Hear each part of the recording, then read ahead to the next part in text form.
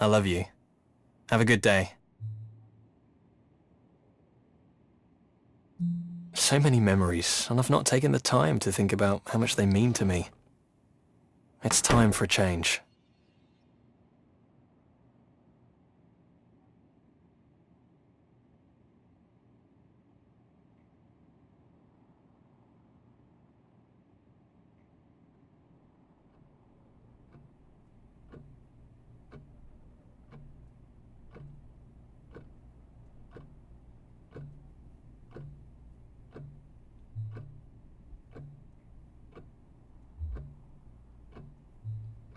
Take this elevator. So much work went into this, and I never even thought about it before now.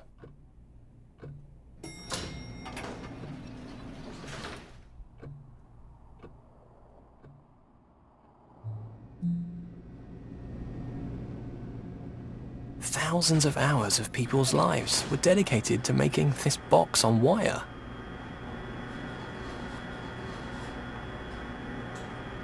I just assume it will always work. Only pay attention when something goes wrong.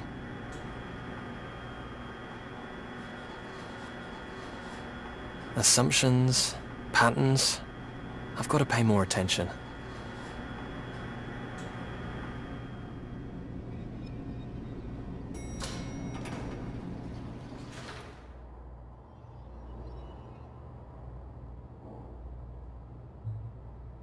I'm going to change things.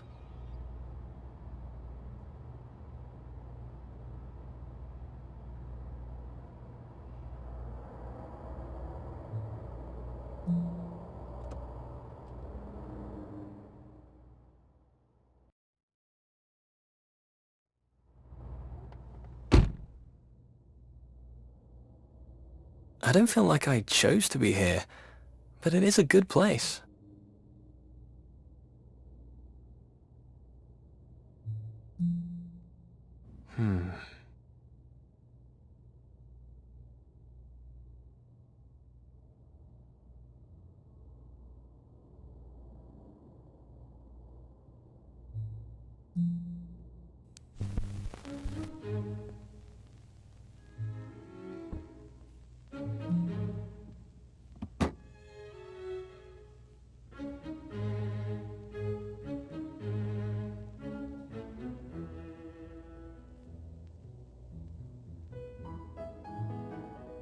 Some routine is good, sure. Other routines are just how we fill our days.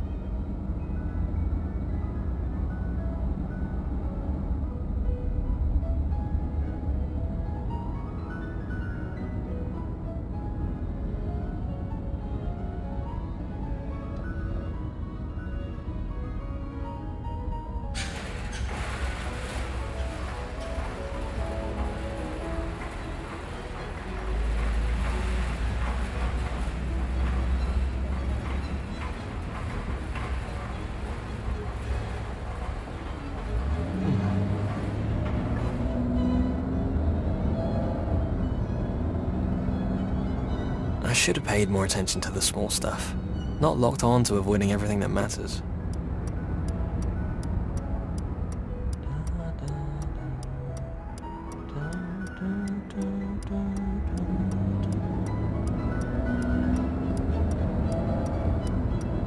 Things are okay, but they're not going anywhere.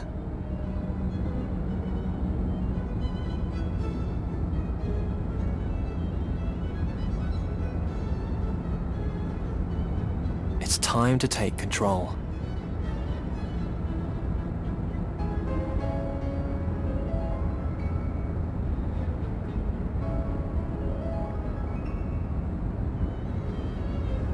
I love that cafe.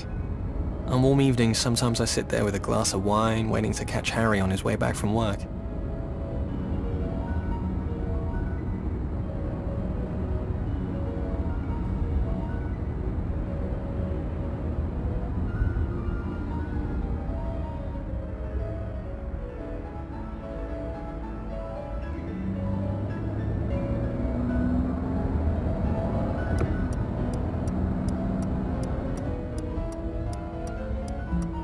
park is beautiful.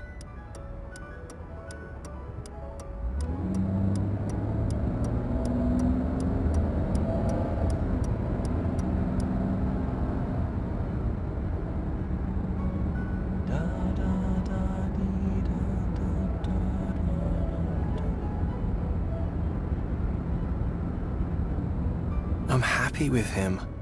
I have to be sure he knows that.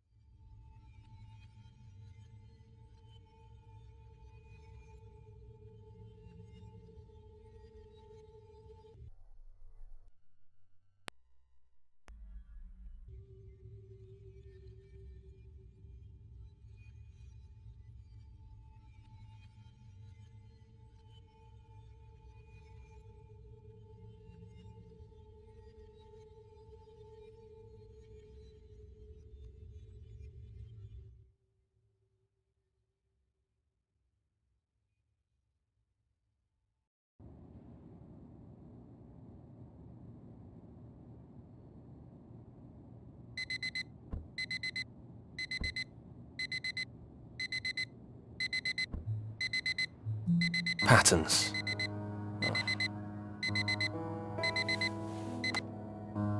Every day the same start. Harry never wakes up from my alarm.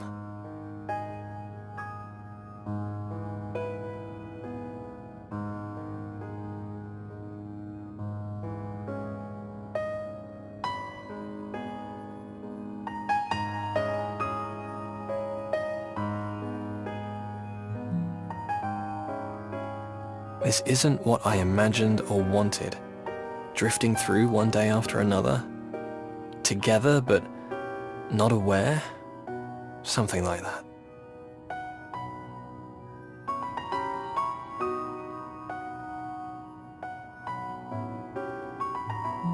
I love this painting.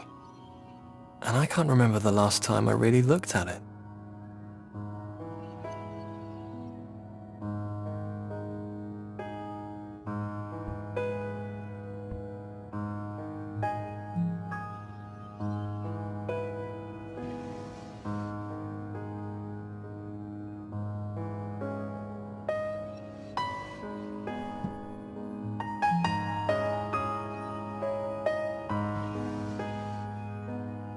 Harry likes me in this t-shirt. Great stories trapped in a moment. They're brilliant, but maybe I should add some new ones.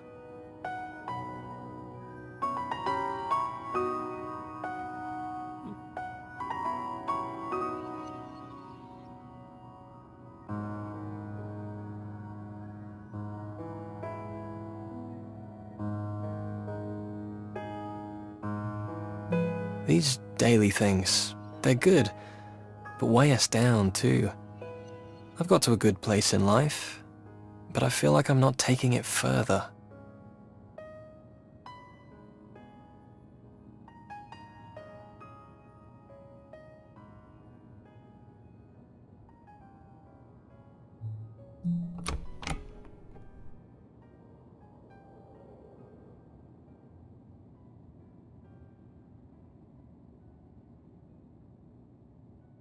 I usually go to the bathroom first, but I could live dangerously. Maybe I should have breakfast first today. Living on the edge.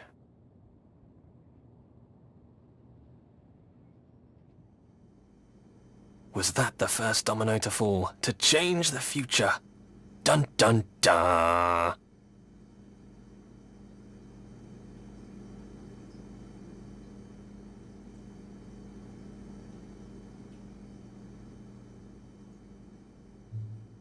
Tea.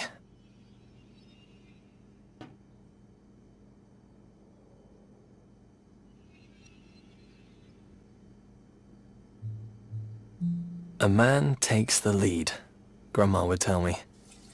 I guess I need to step up to the line. I've got a great thing here.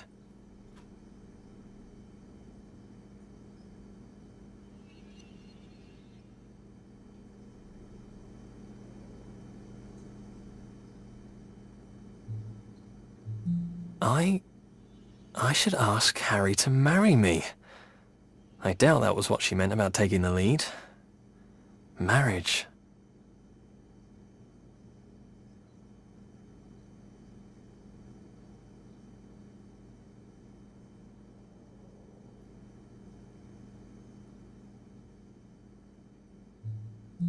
Will Grandma come to the wedding? I think she will. Maybe.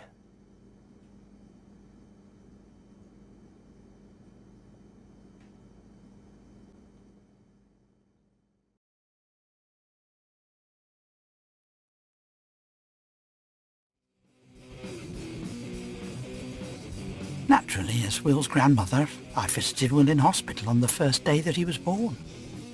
James, Will's father, handed him to me, wrapped in a little blue blanket. I'll never forget that moment. He was such a handsome baby. James ran 3 London pubs in the 1980s, of that punk sort. He looked awful with that leather jacket and those sort of things. That's not the sort of thing for children.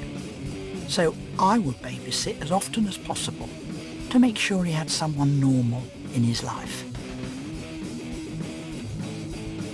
Sharon was always reading.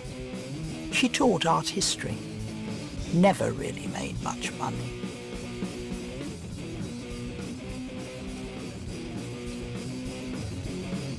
That plant was about all Will saw of the outside when he was young. He preferred to make up stories rather than play outdoors.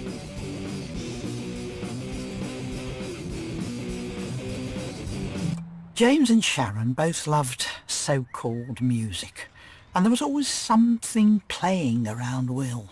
I thought it was an awful racket personally, but there's no accounting for tastes. I turned it off when I was babysitting. Will's mother is an American, Sharon. They met through James's pubs. She took Will away to America for 3 years when she and James split up. They got back together again though. Will's birth wasn't very easy, but he got here. He was never going to have brothers or sisters after though.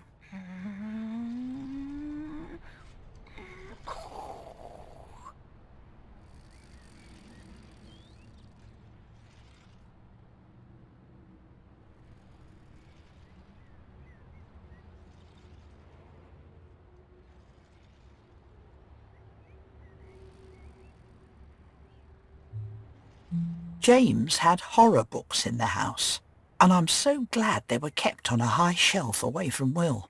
Terrible things. I just don't understand what pleasure there is in that kind of story. I loved Will. I always just wanted him to have the best possible start and to be successful. I suppose I sound awful, saying his parents were doing everything wrong.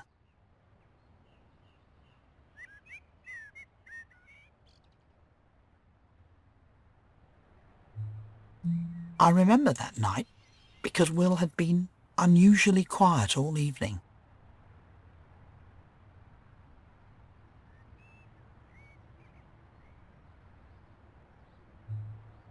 He had been in a fight at school.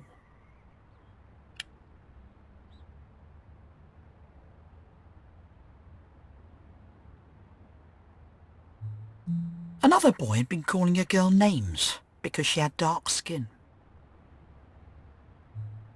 Will was punched in the stomach when he tried to get the boy to stop. I asked him if he had cried, and he said yes.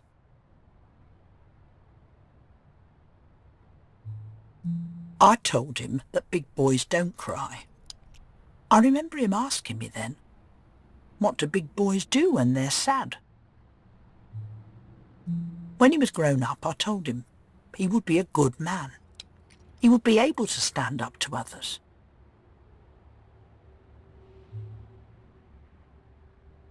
He had done the right thing, I told him, even though it hurt him that time.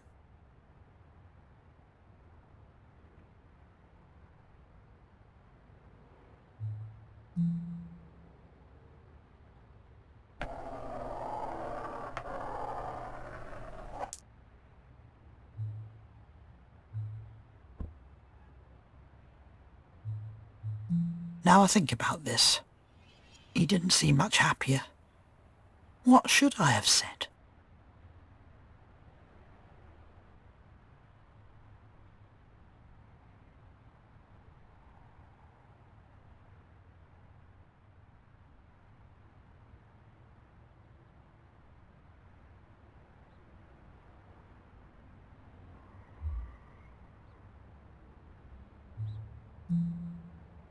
When he was going to bed, Will tripped on a toy.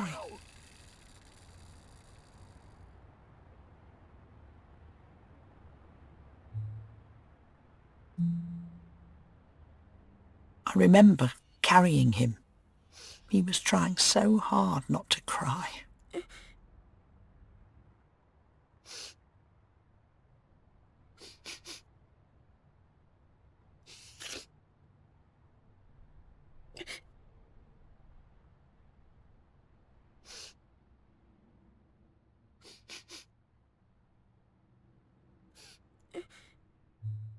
He was so small in my arms.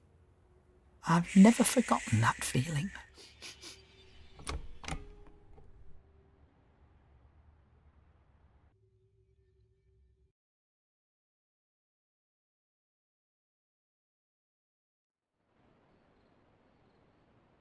It's funny, the things that you remember. A mix of small things, making up a lifetime.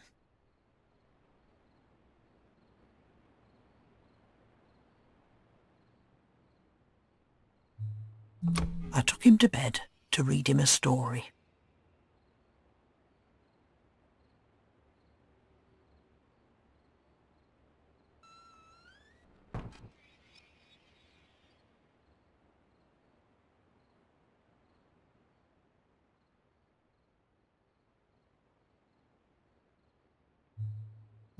Sharon kept on buying him books of ghost stories.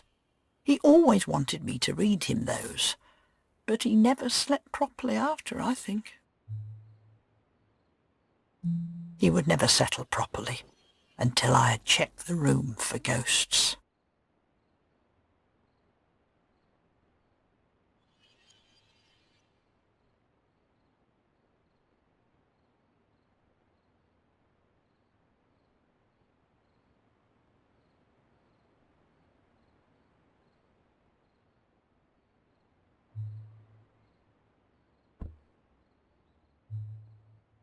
I made sure he could see me looking carefully.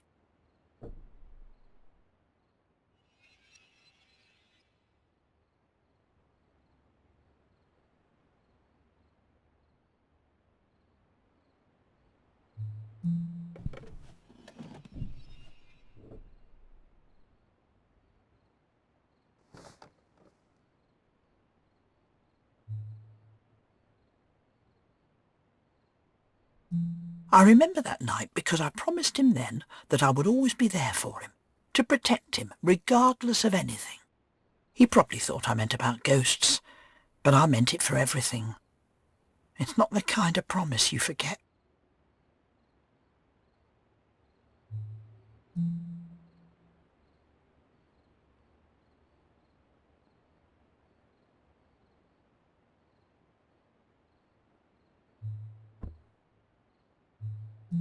I wasn't reading a new ghost book. I was reading him Grimm's fairy tales. The old stories are much better than these new ones. That night was a strange story, called The Ungrateful Son. I'll tell it to you, it's only short. Once upon a time, a man and his wife were eating a roast chicken for dinner. When the man saw his father, who was very old, walking up the road towards them, the man didn't want to share his chicken, so he hid it out of sight. The man's father arrived, bid them good day, and continued on his way.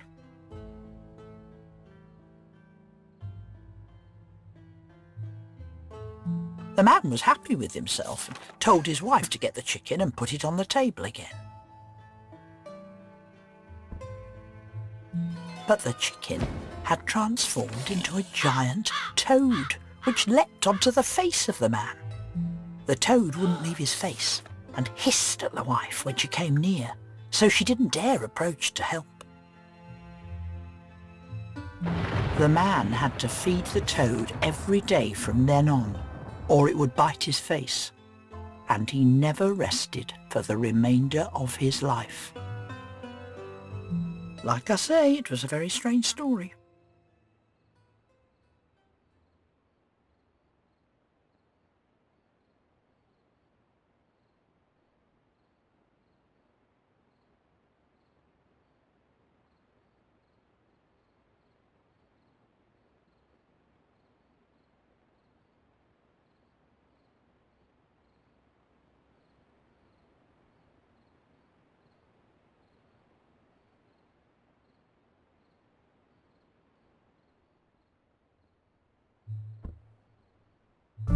Will was asleep before I finished it, which was probably a good thing.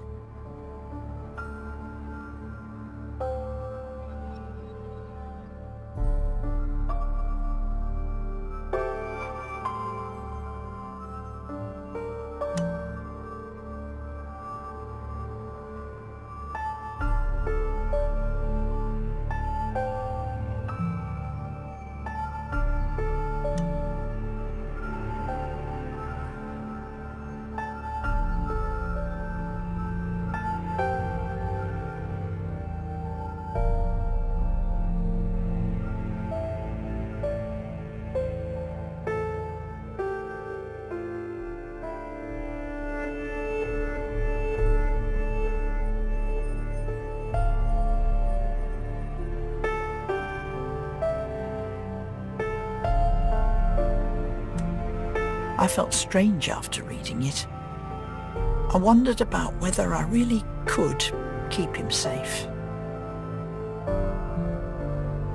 I knew I would do my best to help him find his place in the world. Any other grandmother would try to do the same.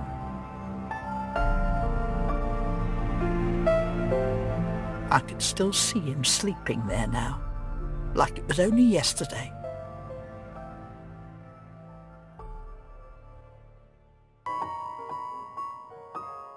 I never thought it would be easy, but I had raised James, so I thought I would be ready for anything from my grandson Will. The world changes so quickly.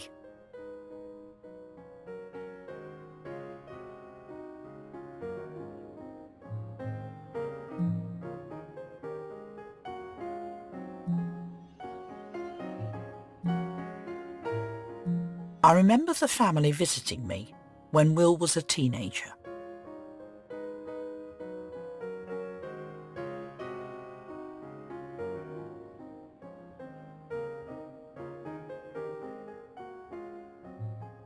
My husband Robert was a writer. Sadly, he died before Will really knew him.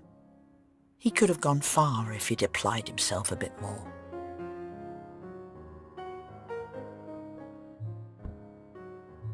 I started a small collection of glass animals many years ago. I would buy a new one whenever I went to Brighton. It's good to get out of the house, enjoy the fresh sea air.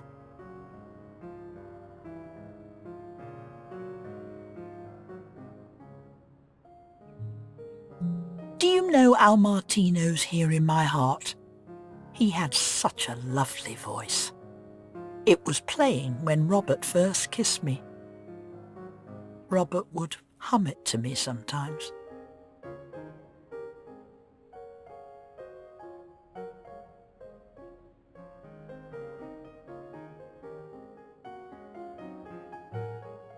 After James had grown up, I went to New Zealand to visit distant family over there.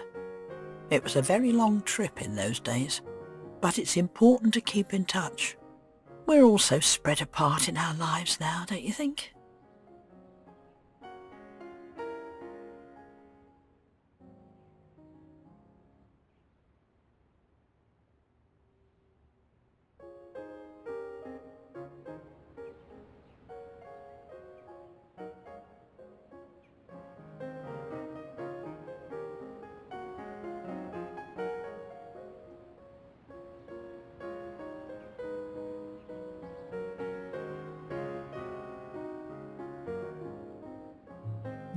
We were all waiting back then for Diana to divorce Charles. It had been such a scandal after that television interview that she did. Sometimes people treat us old people like we have nothing to say, so I started the conversation.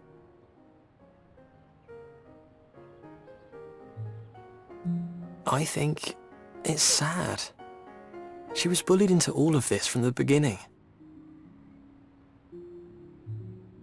The conversation didn't go well from there. I got very frustrated with him. Sharon didn't join in, but it wasn't hard to imagine what an American might think of it all.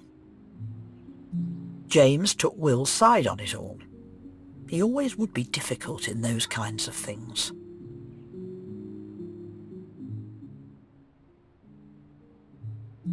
I wish I'd never even started the conversation. They didn't want to hear my opinion. "Excuse me, I'm going to make some tea," I said. No one offered to help.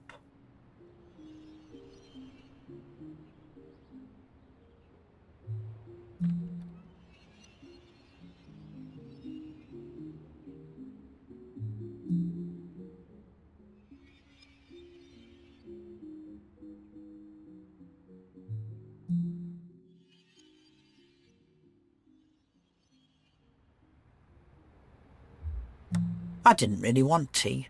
I don't think they wanted it either. But I needed to do something. It seems like a strange thing to remember, but some things stick with you.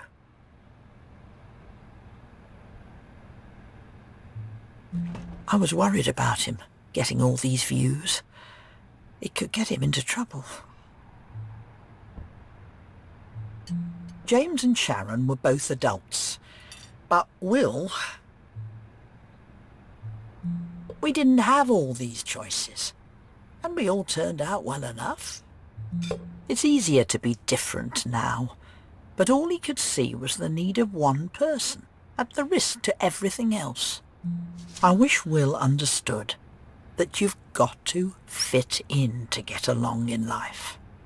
I was scared for Will. I didn't want him to stand out and end up worse off.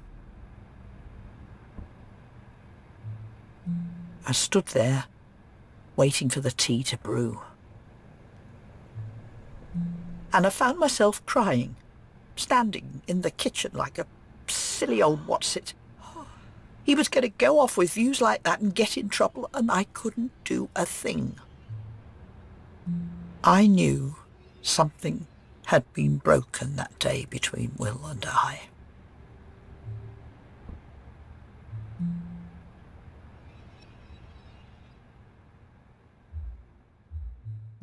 I took a deep breath and pulled myself together. It doesn't help anything to let others see you get upset.